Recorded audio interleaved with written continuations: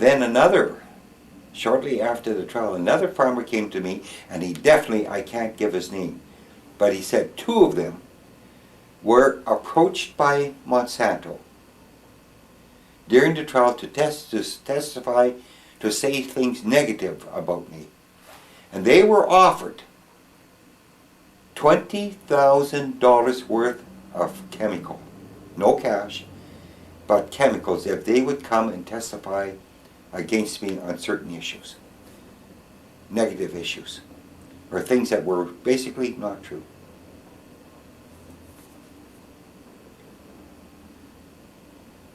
And that was not the only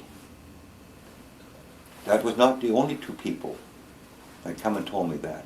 There was another person that worked for a company that sold chemicals, and he said Monsanto came to him, because he was selling Monsanto seed. Monsanto came to him and said, well, first of all, they bought him, like every Friday night, they'd buy him a dinner, or so he was a dealer for them with one of the seed companies, one of the bigger ones in Western Canada.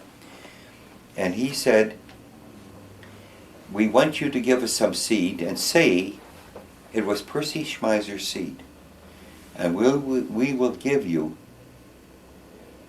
chemicals in return for doing this. And indeed, he did do this. He produced seed, and I had nothing to do with the seed company. But he said he obtained the seed by getting from a former company, whatever. So he testified for Monsanto against me that this was my seed and he had been given it and so on. So about a year, in fact this was in June, the following February or March, there was a function for one of my granddaughters. I think it was a figure skating function. And this person that testified against me came up to me. And he made small talk, and he said to me, and I'll give you this person's name even.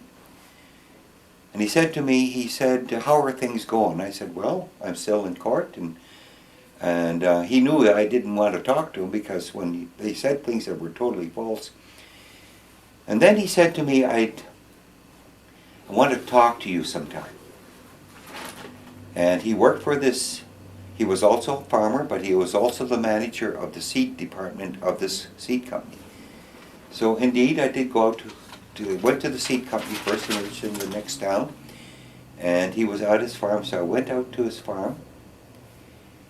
And he told me, he said, look at these pails here. And they were Monsanto's Roundup herbicide spray pails. He said, he apologized to me for what he had done. And he said he was bought by Monsanto. He was given chemicals to do what he did. And he said he took seed, Monsanto's seed, give it to Monsanto to have tested and said it was my seed. But he could easily do this because he was a seed dealer for Monsanto. And I said, you perjured yourself. You lied on the stand. And he said, yes, I know. And this was, like I said, probably April, May. In July, the man was dead.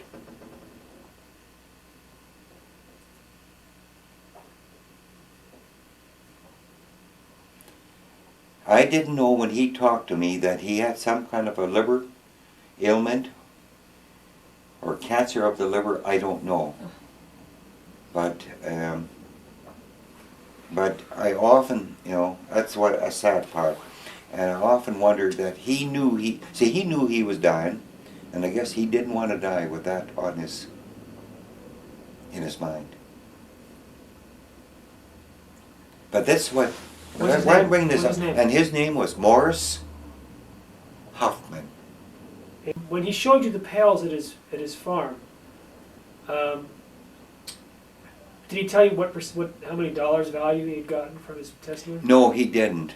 But I would say it would have been, okay, a pail of Roundup is roughly $80, $90. I would say How many pails? at least $1,000 worth of the pails I've seen, if they were all of his. You know, that he got all of them. But he just said, here, look, just like that. And along the end of his shed, you know, it's a big shed, these pails were laying. Is he married? Yeah.